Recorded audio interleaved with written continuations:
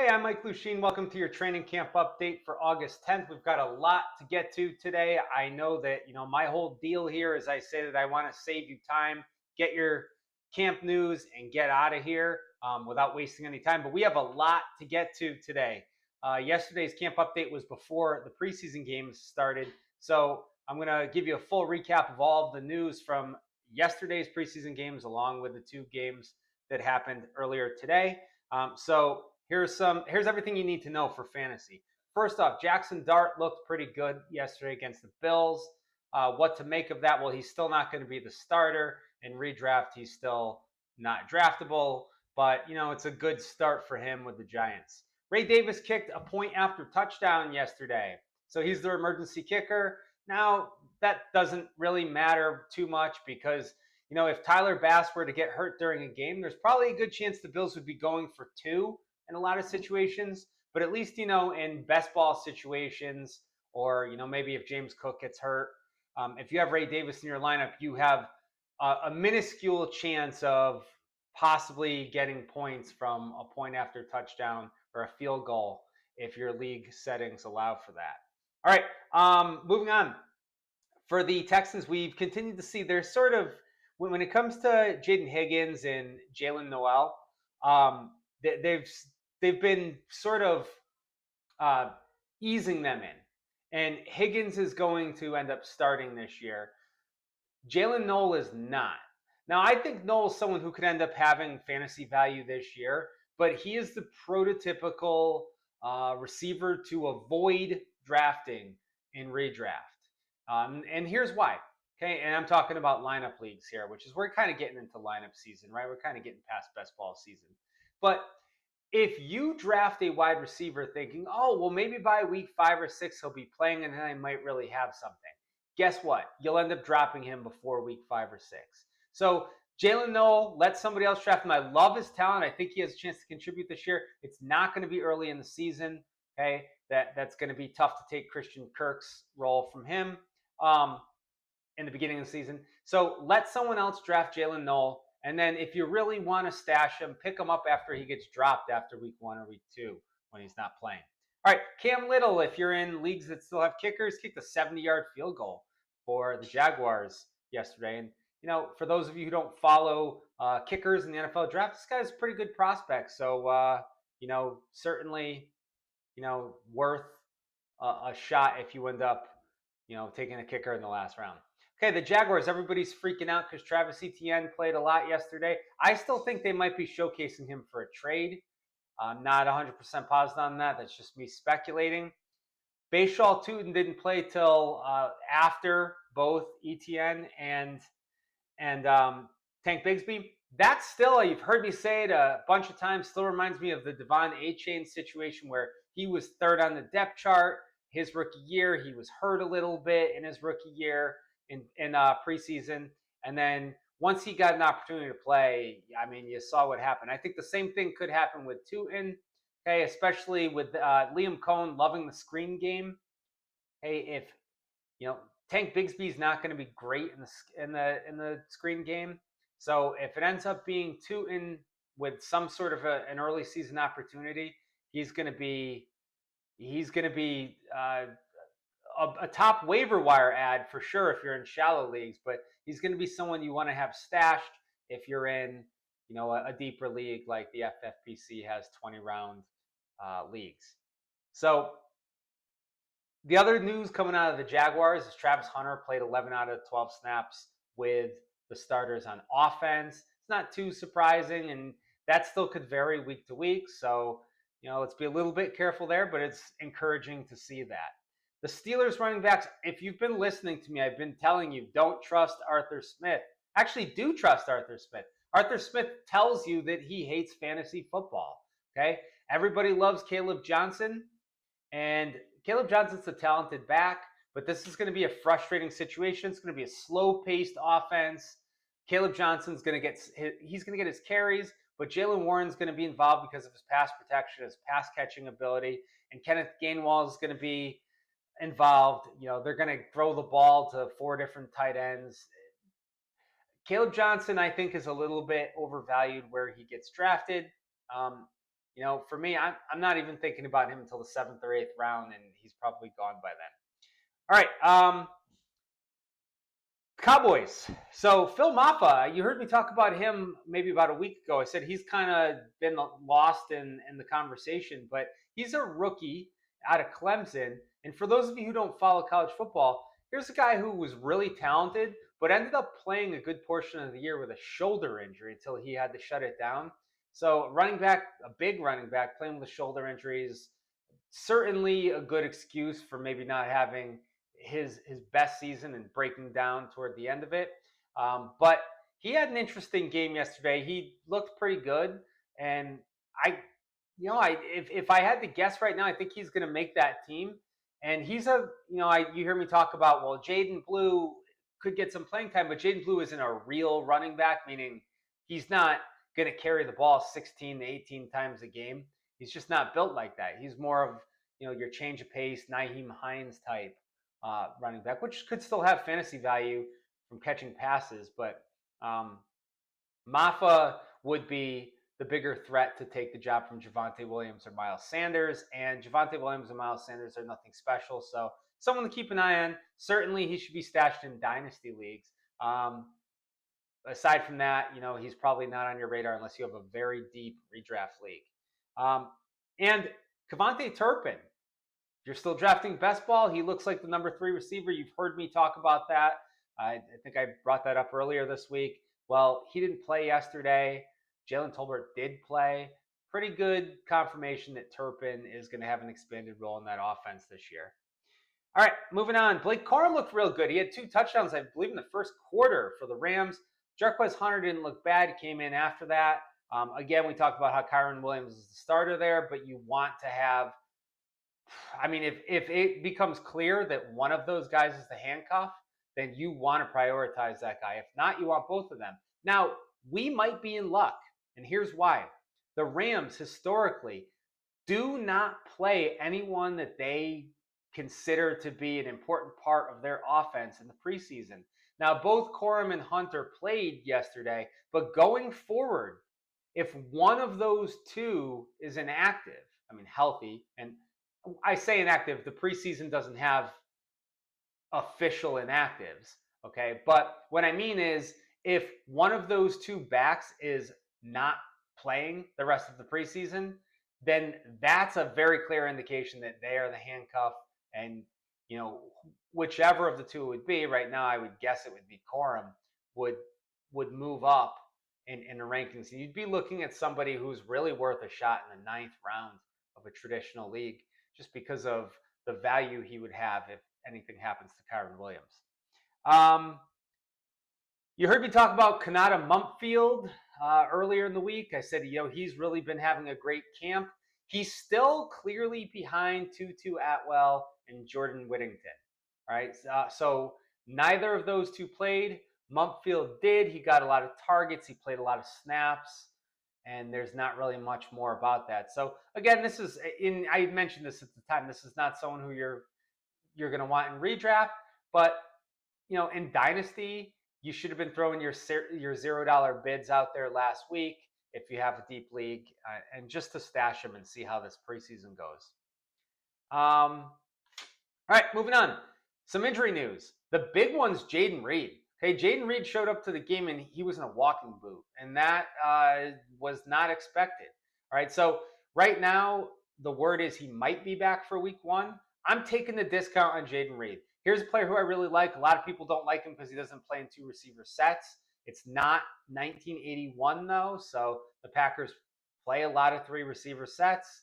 And if I can get Jaden Reed as my wide receiver 5, if I can get him in the 9th round, okay, if I could get him, in the 8th round, I'm doing that. Okay, I'm still a fan, even if he doesn't miss any time, or even if he does miss, a week or 2 of the regular season. You're looking at, he could be drafted as a wide receiver 4 or wide receiver 5 now, and greatly outproduce that as on a points per game basis. Okay, nothing else there was surprising. Matthew Golden played with the starters, so did Romeo Dubs. All right, moving on. Tajay Spears, high ankle sprain. Okay, so he's out for a few weeks. Fantasy Twitter will tell you that this means Tony Pollard should be bumped up and you should now make it a priority to go get Tony Pollard. I'm going to caution you on this, all right? So running backs should be valued based on opportunity. Tony Pollard was already the starter. When a handcuff or when a player who's expected to take maybe 10 to 12 touches a week is injured, sometimes the fantasy football community makes the mistake of thinking that those 10 to 12 touches are going to be completely absorbed by the starter. And now all of a sudden he's going to be a bell cow. Oh, I can't completely rule that out, but it would surprise me. All right. So, I could see someone like Julius Chestnut is much different than Tajay Spears, by the way, sort of eating into that Tony Pollard workload just because teams don't want to ride one back unless they have, one of the very special few in the league, like a Saquon Barkley or a Christian McCaffrey. So just be a little bit, cautious with Tony Pollard. I've got him in the 7th round, and I might move him up to the top of the 7th round, but maybe the end of the 6th round. But I'm not overly excited about this. First of all, if Spears is going to be back early in the season, so you're going to bump Pollard up a couple of rounds just for a week or two of seeing more of an opportunity, it doesn't make any sense. And on top of that, like I mentioned, I don't think that this means, okay, now the starter, in this case Pollard, is going to just absorb all of those extra touches that Spears got. Someone else will probably still be involved there. All right, and Rachaad White, the backup running back for the Buccaneers, is hurt. He's going to be out a few weeks. He's got a groin injury. I'm moving Rachaad White way down. Again, this is only a few weeks, but you've heard Walt say, if you've been listening to him, that he says that this is going to be his last year there, which is kind of a weird thing for a player to say. And I've heard that the organization might not be in love with him as well. And then Sean Tucker's always been a little bit interesting, right? I mean, here's a guy who fell in the draft because he had some sort of health concerns that got cleared up but literally right before the draft, literally like within a week of the draft. And he fell because of that, but he could have potentially been a 4th round pick if not for those. It was like a heart condition or something like that. I don't remember exactly what it was, but I could see him actually mixing in if something happens to Bucky Irving, or even taking some of those backup sort of snaps instead of Rachaad White.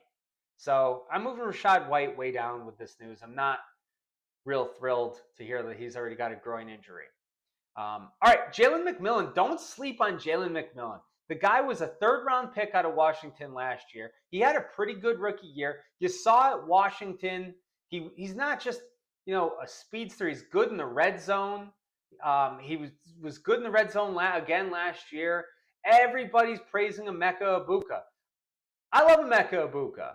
Okay, I don't mean to say anything negative about him, but it looks like Jalen McMillan has a locked-in role. He's got his rookie year under his belt already.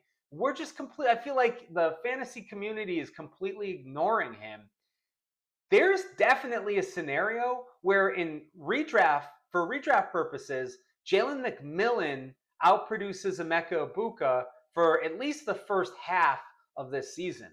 Now, again, I'm not saying go write that down. It's going to happen, but it wouldn't surprise me at all. And Jalen McMillan is someone who you're going to get in the late rounds of drafts. You're looking at the 14th or 15th round compared to Egbuka, who you're going to have to draft in the 6th or 7th now. So don't sleep on Jalen McMillan. All right, for the Cardinals, Zay Jones is apparently ahead of Michael Wilson, if you can trust last night's playing time. We'll see if that changes in the last couple preseason games. But Zay Jones is a receiver who's had some good years. And, he was suspended last year. It kind of hurt him. But this is a best ball or, a late round pick or, certainly in redraft, you're not drafting Zay Jones in lineup leagues, but he's someone who you might be able to stream if you have a couple injuries or, maybe you're really thin at receiver and you have Jordan Addison and, Rashee Rice and Rice gets suspended. So he's a potential waiver wire streamer in redraft and a decent last round pick um, in best ball because I don't think he's been drafted in a lot of leagues up to this point. Speaking of that, Tyquan Thornton now should be a priority for you if you're drafting in best ball. Okay, he's going to make this team and he's going to have a role. And of course, being a vertical threat with Patrick Mahomes is a good thing. He's been having a good camp. Tyquan Thornton is someone I would make a priority of drafting in the 20th round of redraft leagues. Best ball leagues. And then redraft leagues. Now, it's interesting. Some of these bigger tournament style leagues, what I mean by that is they're 12-team leagues, but the last few weeks are a giant tournament where you play against the winners of your 12-team leagues play against the winners of all of the other 12-team leagues. Well, in those style leagues, a lot of times what they do is they let you play anybody from the Thursday night game or now the Friday night game and take them out of your lineups even after the game is over. Okay, so I'm looking at the FFPC and some of these other big tournament style leagues. If you play that format, Tyquan Thornton is a great last round pick because the Chargers and Chiefs play Friday night this year to open the year. You pick him up, he's on your bench, and if he has a long touchdown on Friday night, you can literally put him in your lineup after the game's over. And if he doesn't, well, you drop him and pick someone else up for your bench for Sunday. Okay, but those tournament style leagues, Tyquan Thornton's become a priority in those last couple rounds, and same goes for best ball. All right, the Jets. You heard Aaron Glenn talk about how he wanted a committee all offseason. It looks like a committee. I'm still not convinced that Breece Hall is going to be there for that long. I guess maybe until Halloween. I would be sort of about the end for me. I think by the trade deadline, which is right around Halloween, I think that's where they probably look to trade him. If you look at everything the Jets have done this year, they're building for 2026. Now, I don't want fans to come at me and say, oh, but they talk about winning now and they want to win now and they sign Justin Fields. No. Okay. You're not going to hear a lot of GMs and head coaches come out and say, yep, we are going to be garbage this year. Okay. And Justin Fields, believe it or not, I know some of you guys don't want to hear this, but he is the type of move that you make at quarterback if you're not competing in the current year. Okay, they signed him to a 2-year deal. It's perfect for them for playing for 2026. He plays this year. Maybe, you strike lightning in a bottle like Darnold or Baker Mayfield. Chances are you don't, and then you end up picking high in the draft and drafting a quarterback in the first round next year. Maybe maybe you get lucky and Lenore Sellers enters the draft, someone like that. Or you get a Cape Klubnik. But then that rookie quarterback has Justin Fields there for a year. Okay, so you don't have to start him right away. Okay, you can wait, and then you move on and start your actual rebuild process next year. Okay, and you see that in other areas with this team too.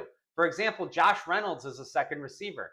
That's not the type of second receiver you sign if you're trying to win now. That's the guy who you're like, yeah, we need to be like somewhat competitive in this upcoming season. So we're going to throw a quick deal out there at Josh Reynolds, and he can play and get us through some snaps until we can really solve that position. So the Jets are not going to be good this year. And so what does this have to do with Breece Hall? This is the last year of his deal, and he's a running back. So he's going to have more value to another team, and a third or fourth round draft pick that the Jets can get back in return for him is going to have more value to them than Breece Hall does. and the last year of his rookie deal. So look for a trade there at some point, and I've said that for a while. If you're getting scared off by this situation, then I understand bumping him down to the 4th round. And even taking Travion Henderson at the end of the 3rd round looks like it might be palatable. Although I think you can get him in the 4th round. I think you'll be able to get him in the 4th round even after the game he had the other night. But Hall is getting a little bit scarier in the 3rd round. All right. Last couple notes here. RJ Harvey, right? I've been saying RJ Harvey's going to start. It didn't matter that he was 5th on the depth chart. You've heard me talk about how these first few unofficial depth charts that come out don't mean anything. He was ranked 5th. It does not matter. You know RJ Harvey's going to be the guy there. J.K. Dobbins can't stay healthy. Dobbins will have a little bit of a role, but it's Harvey who you would expect to be, the main guy there. And when I say the main guy, I mean he's going to catch a lot of passes. You look at these Sean Payton offenses, they historically produce good running backs for fantasy football by peppering them with targets. And, I think that I think the 6th round ranking that I've had on RJ Harvey was justified. It wasn't news to me. It wasn't surprising to me, but it's confirmed now that he's going to have a role in that offense. The interesting thing there is Marvin Mims finished the year strong last year, and he played with the starters last night. I wasn't sure that he would because, they drafted Pat Bryant, and I know Bryant is not running with the starters right now, but Troy Franklin is someone who's really had a good camp. So, am I convinced that Mims is going to be a starter when the season starts? No, not yet. But he's at least interesting because of how he finished last season. And, Troy Franklin's a little bit interesting as well. Okay, so keep an eye on those 2 receivers as the preseason continues. All right. Last couple notes here. One, for the Dolphins, Malik Washington. I thought Nick Westbrook-Akine might be locked in as the number 3 receiver because they signed him from the Titans. Remember the guy? That's the guy, for those of you who don't remember, he had like 10 catches for 10 touchdowns last year. But Malik Washington, they drafted him last year, the 2024 draft. They also brought in Taj Washington, 2 very similar players. They both had good games today, but Malik Washington played ahead of Taj Washington, was really heavily involved early in the game. Of course, Tyreek Hill and Jalen Waddle didn't play, but if you're someone who's fading Tyreek Hill, Malik Washington's a much different player than Hill, but someone in that offense, in that passing offense, will be supported as a fantasy relevant player if Tua stays healthy. It could be Malik Washington. It wouldn't be shocking. So again, late round, best ball, 20th round, redraft, last round.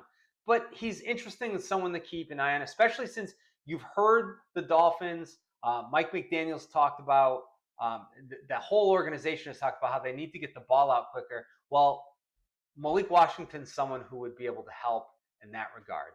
Okay, so he played a pretty big role today. And Quinn Ewers, I talked about his strong start to camp. It's only his first preseason game, but not a great start for him today. It was 5 for 18 for 91 yards, 5 for 18. So not great. That last game was the Saints and the Chargers. There wasn't much to be learned from that game. The Chargers played their young players. Okay, so Keandre Lambert-Smith, who's had the big camp, he played. But, I don't think you can really read anything into him playing and Quentin Johnston didn't, or, the other receivers didn't. I think it's just that Jim Harbaugh likes to play his rookies in the preseason, and so that's what happened. And with the Saints, there wasn't anything surprising there at all. And that's a situation that we're going to be avoiding for most fantasy purposes this year. All right, we got to a lot today, but we finished up all of the news from Saturday and Sunday's preseason games. Please, if you have any questions, feel free to leave them. I've loved, interacting with some people in the comments section, and I'll be back tomorrow with another camp update. Have a good night.